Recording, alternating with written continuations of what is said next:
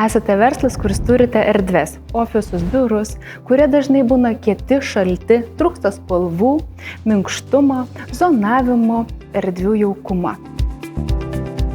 Aš, Neringa Paukštė-Simonavičė, Pūkuotas vėjas kūrybos vadovė, šiandieną pristatysiu, kas yra biuro erdvių apželdinimas kambariniais augalais, kodėl verta tai turėti ir kokią naudą kuria jūsų darbuotojams.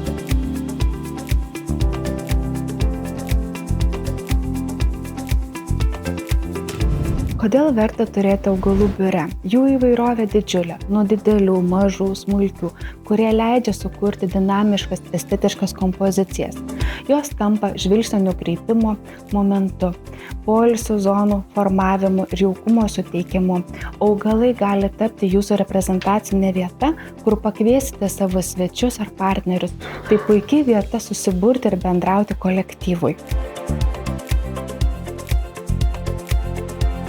Po projekto įgyvendinimo, kada yra pasodinami augalai, būtina nuolatinė ir kokybiška augalų priežiūra.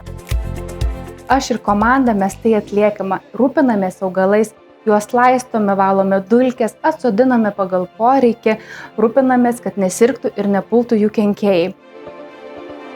Kokybiška priežiūra garantuoja mažesnes išlaidas ir puikų rezultatą. Kaip visą tai turėti ir sukurti? Aš ir komanda Pūkuotas vėjas sukūrėme idėją, koncepciją, pristatome ją, suprojektuojame želdinius ir įgyvendiname visą tai.